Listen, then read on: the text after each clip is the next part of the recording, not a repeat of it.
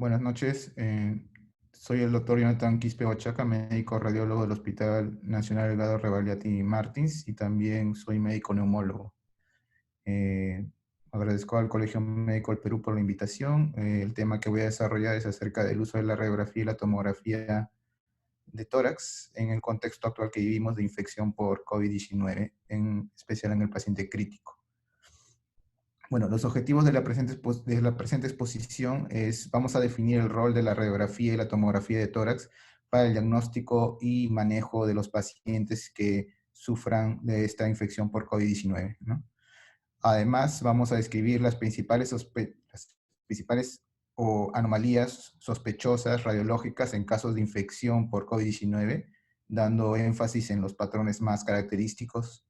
Y también vamos a plantear un modelo de informe radiológico para definición de caso y valoración de extensión compromiso, que es muy importante los pacientes que van a entrar a la unidad de cuidados intensivos, incidiendo sobre todo en escala de severidad, ¿no? A manera de una breve introducción, los casos de infección por COVID-19 se definen como aquellos pacientes sintomáticos respiratorios que van a tener síntomas agudos, definidos como la presencia de dos o más síntomas tales como tos, dificultad respiratoria, en algunos casos odinofagia y fatiga, siendo estos los más característicos. Y además de esto, la presencia de tos, perdón, de o no de fiebre mayor o igual a 38 grados centígrados. Hay que recordar de que la infección por COVID-19 va a tener ciertos aspectos como que en el 80% de casos aproximadamente va a dar un cuadro de enfermedad leve o no complicada, mientras que en el 14% va a requerir, en este caso, una hospitalización por ser una enfermedad grave, y en el 5% de casos va a requerir de un manejo más intensivo en unidad de cuidado en UCI.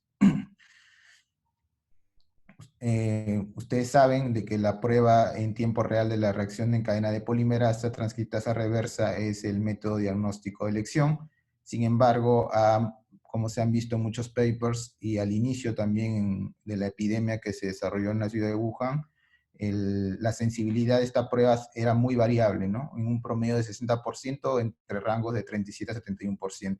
Hay varias características por las cuales esta prueba tiene esa sensibilidad tan variable, dependiendo del espécimen adecuado, del tipo de muestra que sea adecuada, de cómo se realiza la toma de la muestra, el transporte de la muestra, el estadio de la infección cuando se toma la muestra, generalmente los 2 primeros días de infección es donde va a salir positivo, y también falsos negativos confirmados por muestreo a repetición, ¿no?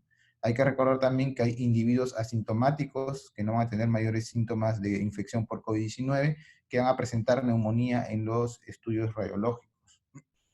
Entonces, por ello es que las imágenes van a servir como una ayuda tanto al diagnóstico como al manejo de este cuadro infeccioso. En este caso vamos a revisar de que las guías actualmente dadas por las principales sociedades, en este caso de radiología, van a basarse únicamente en el uso de la radiografía convencional y tomografía para establecer criterios diagnósticos y de manejo de control.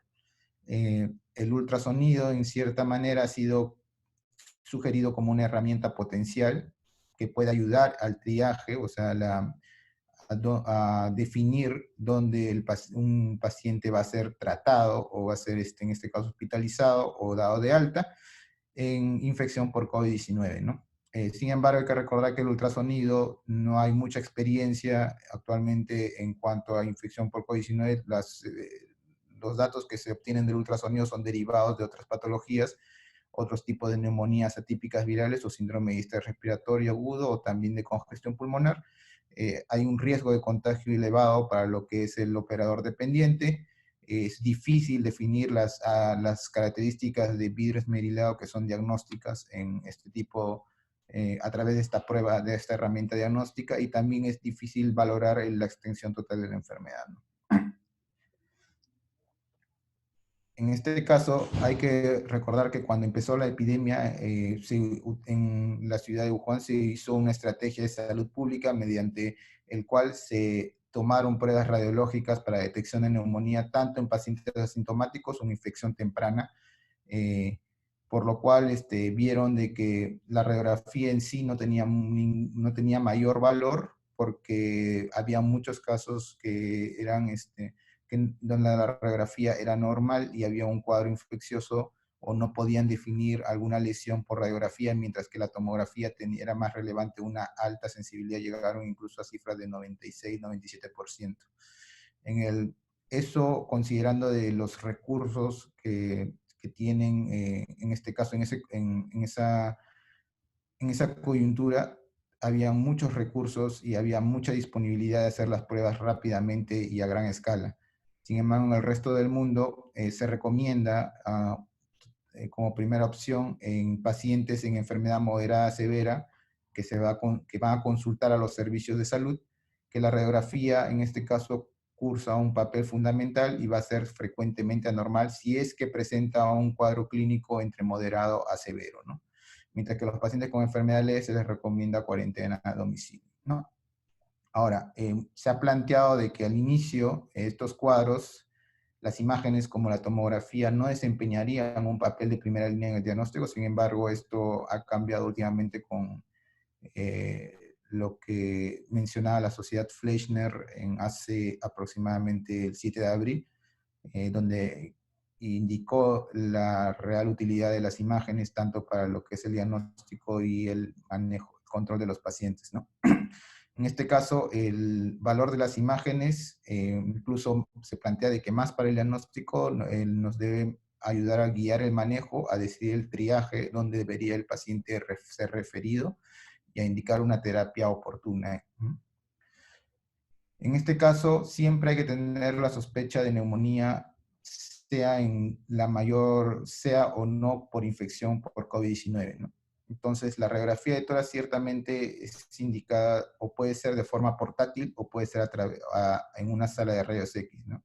Hay diferentes indicaciones de esto. Algunos recomiendan que sea portátil para evitar una mayor exposición, mientras otros recomiendan que todos los pacientes sean realizados en una sala definida de rayos X, ¿no? Que se considera contaminada, ¿no?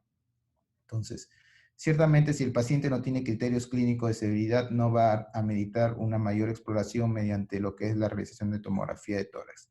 Entonces, definimos en cuanto a ser leve o severo, ¿no? El leve se considera que no tiene criterios de gravedad, como son de saturación, taquipnia y los criterios, en este caso que utilizamos en neumología, que es los criterios CUR 65 para definir gravedad de neumonías en general, ¿no? Tomando en cuenta parámetros como confusión, urea, frecuencia respiratoria, presión arterial y la edad, si es mayor de 65 años, dando un score donde normalmente a partir del grado un score 3 a 5 se indica una admisión hospitalaria y manejar como un caso severo.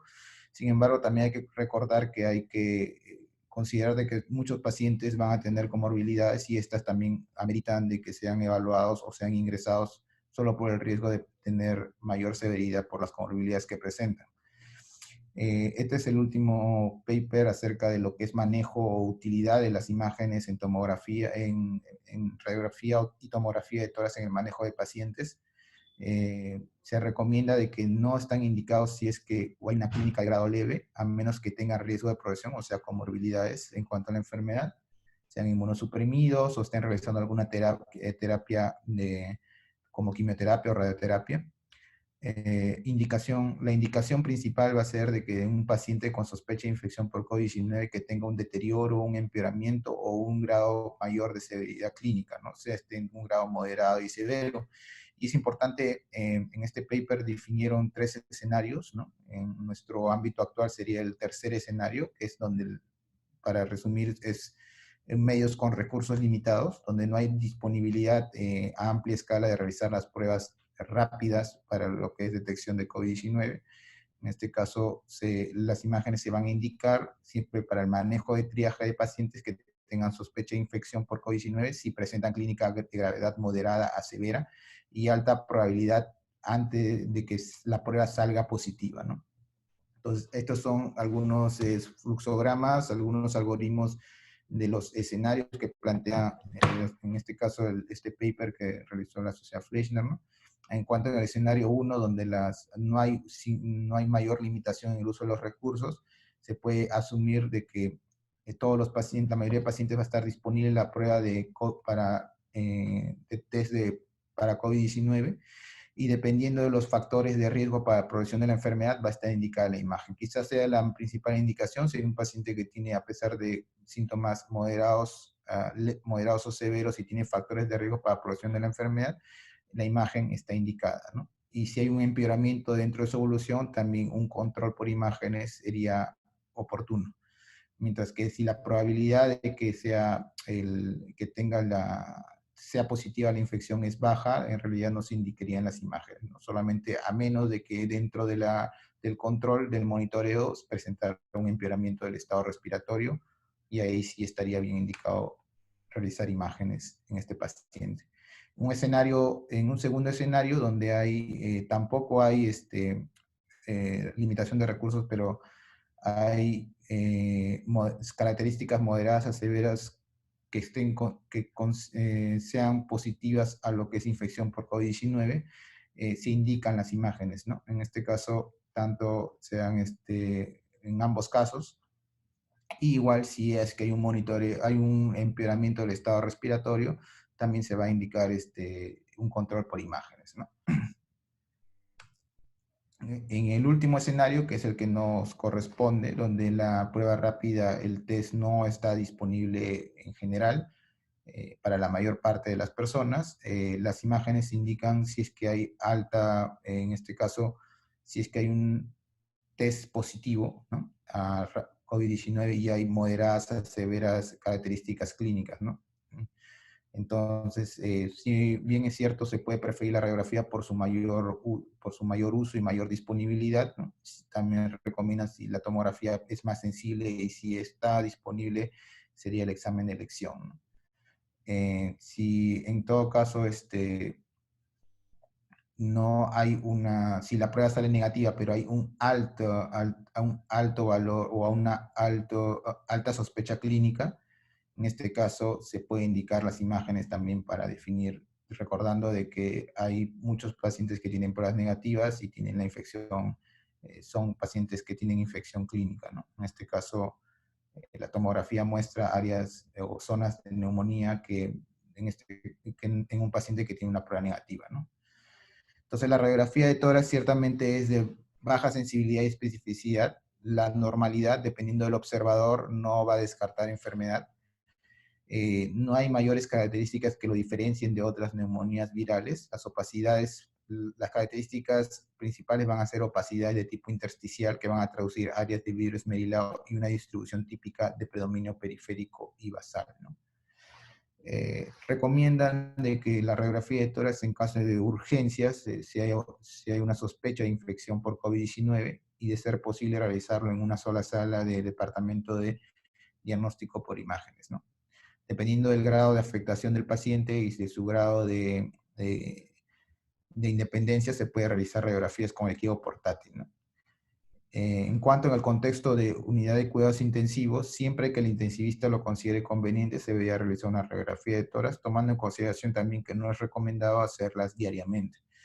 En cuanto a los pacientes hospitalizados, deberían ser realizados siempre con el equipo portátil y solo si es que hay un deterioro clínico relevante o al finalizar el tratamiento, no hay una mejoría clínica notable, ¿no? En este caso, también si los pacientes son dados de alta de UCI, es importante tomar en cuenta esto, se puede solicitar una radiografía como basal si es que el paciente dentro de lo que es el cuadro en la sala de hospitalización presenta un empeoramiento o una recaída, ¿no?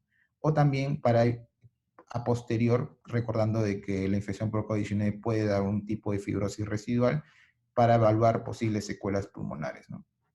Este diagrama evidencia todo lo que es las características de lesiones compatibles con COVID-19. Las principales van a ser las opacidades focales.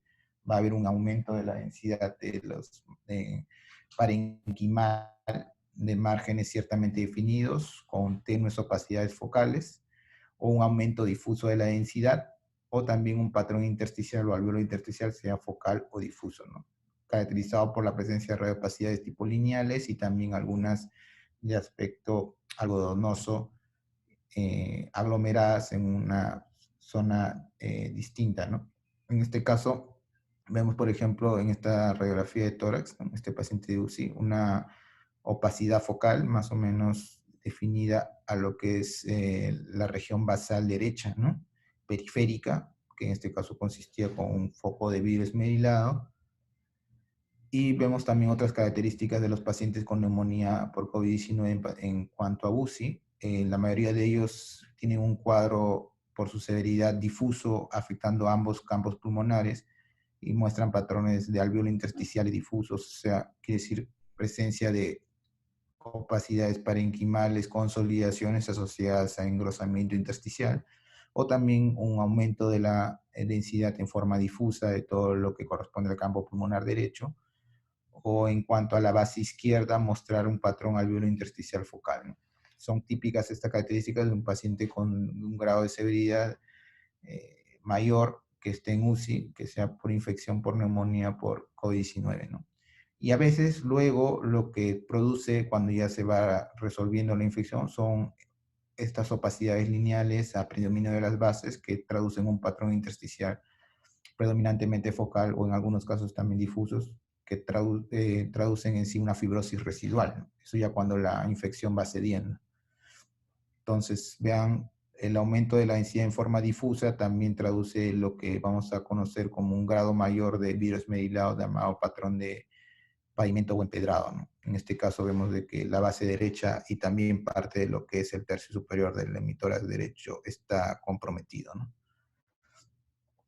Cuando realicemos un informe de radiografía, en este caso para los neumólogos que puedan aportar a lo que es el manejo del médico de UCI, siempre hay que diferenciar el grado de afectación si es mayor en cuanto al lado derecho o el izquierdo, definir el tipo de lesiones, si estas son únicas o múltiples, que es muy característico la distribución de las lesiones para sospechar de COVID-19 y lo que es también la predominancia de algunas en cuanto a su localización. Al final, en cuanto al informe, el radiólogo debería colocar estas 5 posibilidades. Si es un paciente que tiene alto componente sugestivo de COVID-19, viendo la afectación o opacidad parenquimal uni o bilateral de varios tipos de lesiones, sean tenues opacidades, incremento de la radiodensidad o patrón alvéolo intersticial o también patrón intersticial reticular, o sugestivo sospechoso de COVID-19 si hay menor cantidad de lesiones y principalmente que no afectan la periferia, si no son concluyentes de COVID-19, que son lesiones que son inciertas, que pueden ser debidas a infecciones por otros patógenos, no se puede asegurar con certeza que sea infección por COVID-19. O en este caso, si hay un diagnóstico alternativo, por ejemplo, si hay una neumonía lobar, una presencia de una consolidación de aspecto tumoral o también la presencia de congestión cardiopulmonar, que no van a indicar lo que es COVID, infección por COVID-19, ¿no? Y en el último caso sí es normal, si no hay signos de una infección aguda, ¿no? Otra aporte de lo que es la radiografía, lo que deberían pacientes que van a entrar a UCI es valorar lo que es la gravedad mediante una radiografía de tórax, ¿no? En este caso hay una escala para valorar el ingreso. Por ejemplo, colocamos si es un paciente que no tiene lesiones, se le da 0 puntos. Si es un paciente que tiene lesiones unilaterales, pero son menos de 3 lesiones en los campos pulmonares afectados, ¿no? Sea de cualquier tipo, se le da un punto. En este caso, más de 3 lesiones de cualquier tipo o afectando 3 campos pulmonares, se le da 3 puntos. Eso es en cuanto si es un solo lado afectado. Sin embargo, si son 2 lados, van a ser, dependiendo de las combinaciones, si sean menos de 3 lesiones o más de 3 lesiones afectando los campos pulmonares, se van a dar 2, 4 y 6 puntos respectivamente. Entonces, si se le da puntos adicionales, si es que en ambos pulmones hay más de 3 campos pulmonares afectados, o si es que hay consolidación, adenopatías o derrame pleural que puedan traducir de que hay una infección agregada, o si hay un distrés respiratorio evolutivo, ¿no? En este caso, si la puntuación es de 3, se define que debe ser un criterio adicional que va como pronóstico de mala evolución, ¿no? Es importante esto en los pacientes que van a entrar a UCI, ¿no?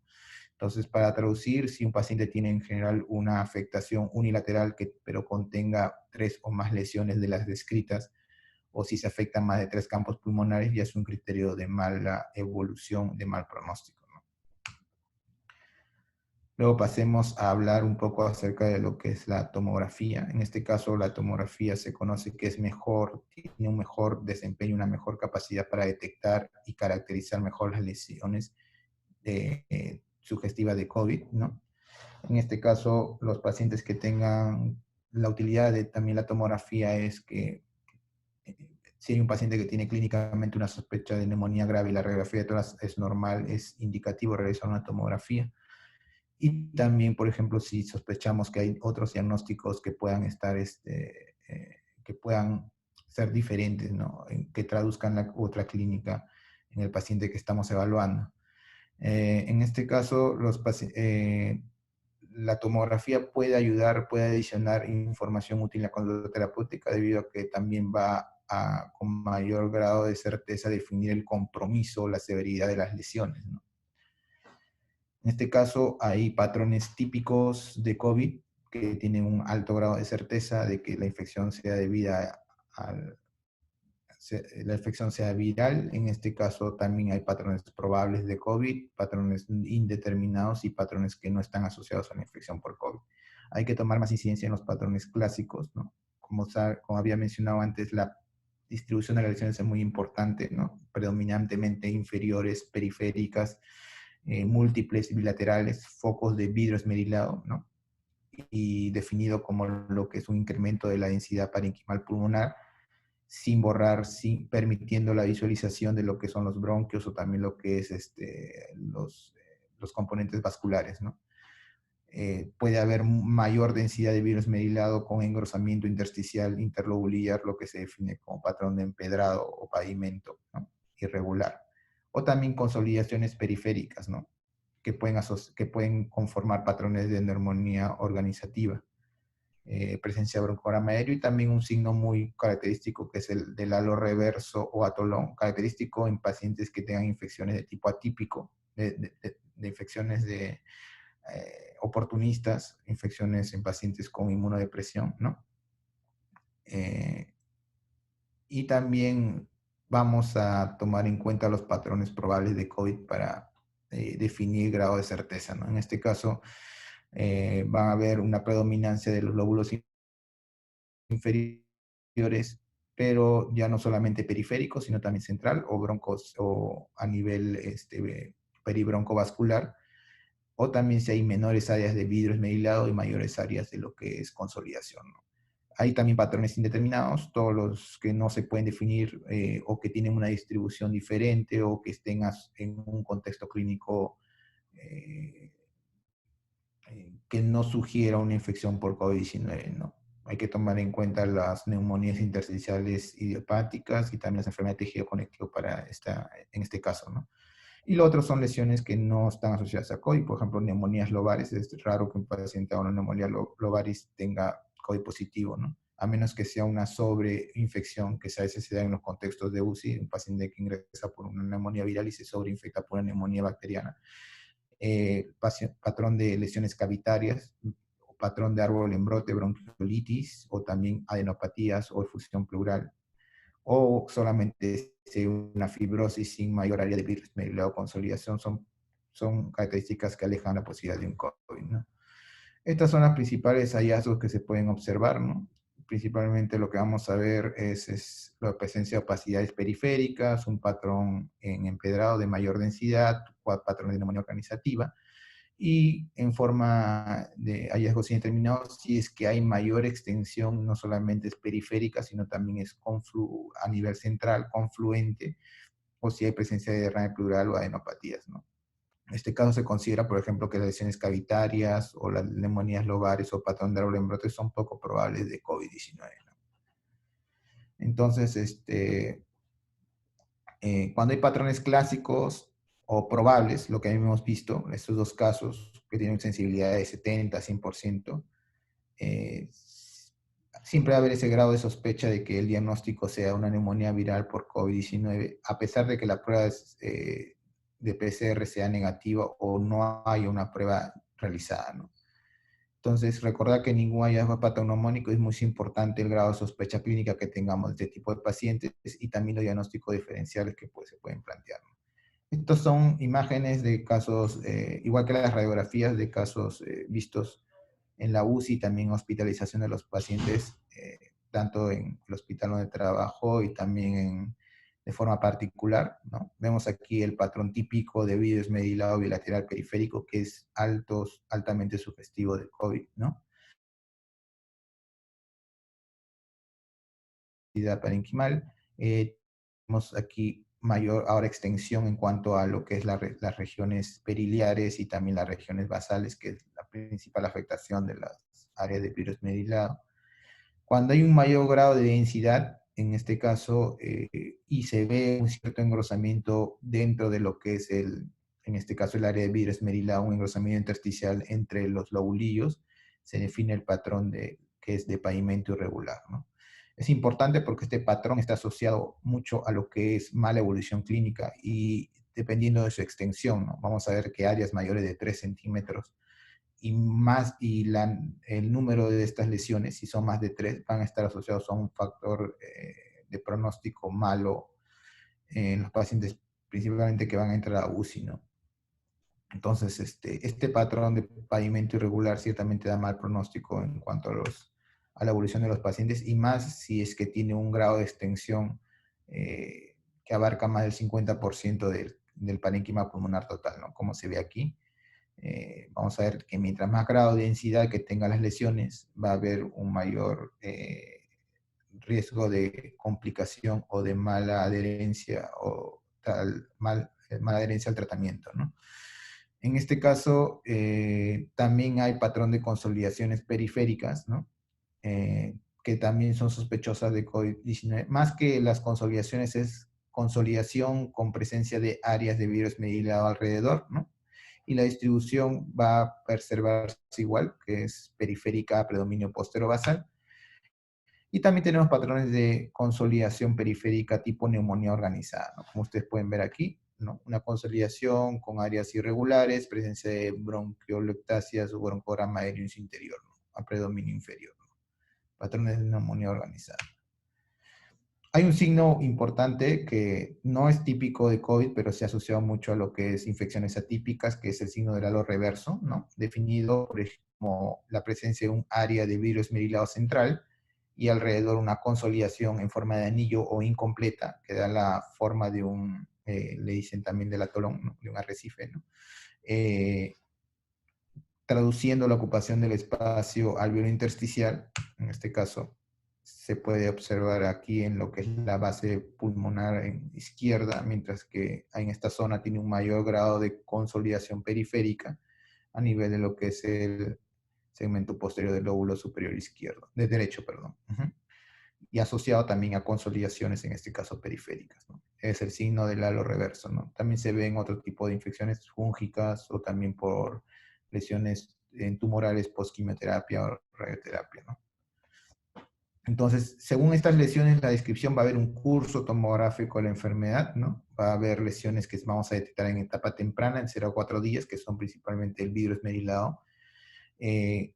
Etapas progresivas de 5 a 8 días, donde va a haber el aumento de las zonas de virus esmerilado y progresiva en cuanto a tanto en su número como en su extensión, y de mayor densidad conformando patrones de empedrado y de consolidación. Hay una etapa máxima de pico entre 9 a 13 días donde se va a dar va a haber extensión de las opacidades en virus esmerilado hasta un punto máximo mayor. Ahí es donde surge los patrones tipo distrés respiratorio, ¿no? Hay afectación ya de 4 cuadrantes en la mayor parte de casos, y luego va a haber una etapa de absorción o fibrosis de 14 días o más, donde se va resolviendo el virus esmerilado, las opacidades van disminuyendo en tanto su extensión como en su número, y va dejando una fibrosis cicatricial principalmente tipo bandas parenquimatosas a nivel subpleural, ¿no? En bases. Entonces, una etapa temprana podemos ver focos unilaterales o bilaterales de vidrio esmerilado, una etapa progresiva ya formando lo que es el patrón de empedrado o de pavimento con mayor extensión. Va a haber una etapa máxima donde aparte de eso también va a haber un compromiso de con presencia de bronquiectasias, empedrado irregular bilateral de mayor extensión, presencia de consolidaciones periféricas y también prominencia vascular basal, ¿no? Que también se ha visto en los pacientes que tienen infección por COVID. Y luego estas áreas van disminuyendo en su densidad y van dejando tractos fibróticos, subpleurales bivasales, ¿no? O bandas parenquimatosas retráctiles, que van a traducir un cierto grado de fibrosis, ¿no? En cuanto a los pacientes, para el seguimiento no se recomienda de rutina y idealmente se debería realizar con reflectoras por su mayor, por su más fácil acceso y también por la cantidad de radiación que se va a realizar si es que se hacen controles muy seguidos. Se recomienda en pacientes que tengan signos o síntomas de deterioro clínico, mala evolución, ¿no? Recordar que estos pacientes van a entrar a ventilación mecánica y pueden haber otros conllevantes tipo neumotoras o infecciones agregadas que puedan condicionar una mala evolución. O también si los pacientes tienen los síntomas persistentes entre los días 7 a 10, ¿no? En los informes radiológicos que se hacen en cuanto a tomografía, y al igual que en la radiología, que en radiografía vamos a dar un grado de sospecha de neumonía por COVID, pero adicionalmente tenemos que mencionar, es lo ideal, el grado de severidad de compromiso pulmonar y la extensión del compromiso pulmonar. En cuanto a grado de sospecha de neumonía por COVID-19, ahí podemos plantear hasta 5 patrones, ¿no? Siendo la sexta característica cuando ya es positivo el paciente, ya no hay mayor cosa en este caso en cuanto a los hallazgos de por tomografía. Sin embargo, para ver lo que es un grado pretest, podemos utilizar ciertas clasificaciones o escalas. En este caso, hay una que se ha utilizado recientemente, que es el CORRATS, ¿no? Es una clasificación que ha sido utilizada principalmente en los Países Bajos, ¿no? Planteado ahí, donde se da según una gradación numérica, se va a ver el grado o nivel de sospecha, ¿no? Para lo que es infección por COVID-19, ¿no? Un grado 1, el CORRAS 1, donde no hay mayor anomalía sugerente de COVID, entonces generalmente es normal o hay hallazgos que no están asociados a la infección por COVID-19, tipo neumotores, efusión pleural, adenopatías, neumonía lobar. El CORRAS 2, cuando hay poca probabilidad de COVID-19, cuando hay signos de otra infección diferente, ¿no? Como por ejemplo el árbol en brote, ¿no? O el patrón o lesiones cavitarias. El CORRAS 3, cuando los hallazgos son indeterminados, o sea, por ejemplo, son hallazgos tipo consolidaciones o virus meilado, pero no tienen la distribución habitual de lo que es o el número de lesiones no es bilateral o afecta ambos pulmones o un pulmón en mayor extensión, como típicamente lo hace el COVID-19, ¿no? En este caso también hay un CORRAS 4, cuando la infección ya tiene un mayor grado de sospecha, es probable, donde las anomalías son sospechosas de infección por COVID-19, y el grado 5 es cuando es muy probable, en este caso muy sugerente por la distribución, por el tipo de lesiones, principalmente vidrio y consolidación, y la distribución bilateral y periférica, ¿no? No solamente eso es la utilidad o bueno, la función de lo que debería ser el radiólogo en el contexto de estos pacientes, sino que también debe dar un grado debe establecer la gravedad de los hallazgos, ¿no? En este caso, dependiendo si los hallazgos son indeterminados o son típicos con patrón de vidrio esmerilado y opacidades, hay una regla en este caso del 3, ¿no? Si hay 3 anomalías focales de hasta 3 centímetros de diámetro máximo, se considera moderado si es indeterminado el hallazgo. Sin embargo, si es más de 3 o hasta de 3 centímetros en su extensión y más de 3 en su número, se considera moderada a grave, ¿no? Igual se aplica cuando hay patrón de vidrio esmerilado. También se define moderado o moderado grave dependiendo si es igual a 3 o más de 3, tanto en número como en extensión. Y cuando hay ciertamente una distorsión de la arquitectura, ¿no? Hay una alteración en la morfología normal del pulmón, ¿no? Principalmente por la presencia de lo que es un distrés o es un empedrado muy difuso y que altere la morfología habitual, se considera una afectación grave, ¿no?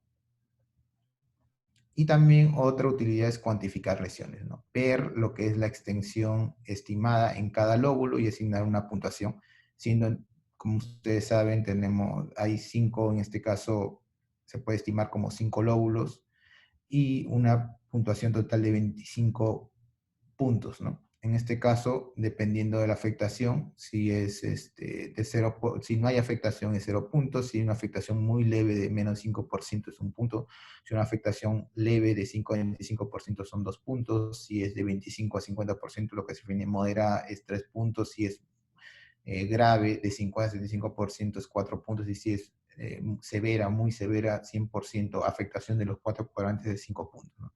Según eso se puede establecer lo que es un grado también de cuantificación de las lesiones, de tal manera que en un informe, un correcto informe que pueda ayudar a la toma de decisiones en UCI debería ser el grado de sospecha, la severidad del compromiso pulmonar, si es leve, moderado o severo, y la extensión, en este caso, por porcentaje del compromiso pulmonar. Como conclusiones finales de la exposición, en este caso hay que recordar que el PCR, de nuevo, hacer hincapié en esto, de que tiene una sensibilidad variable promedio de 60-70%. Pueden haber pacientes que tengan anormalidades en tomografía con PCR negativo, ¿no? Pues es importante ciertamente el uso en algunos casos de la tomografía, si es que el paciente tiene alta sospecha pretest de infección por COVID-19, ¿no? Y no tiene el acceso de lo que es la prueba rápida o molecular, no tiene acceso a realizársela, ¿no? En este caso también hay que recordar que hay pacientes que tienen tomografía normal y tienen un resultado positivo.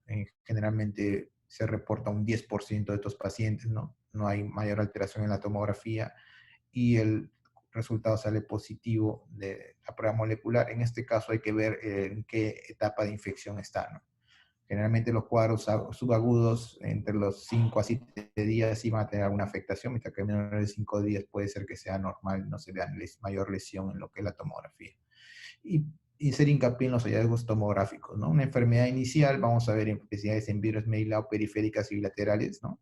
En este caso la gravedad generalmente es leve, mientras que cuando ya hay una enfermedad avanzada, que más o menos alcanza su pico entre 9 a 13 días, que es donde los pacientes vienen mayormente por los síntomas más floridos y tienen mayor compromiso pulmonar, vamos a ver patrones, en este caso de empedrado y consolidación, que dan un grado mayor de severidad, que pueden plantearnos, dependiendo de su extensión, un manejo en UCI.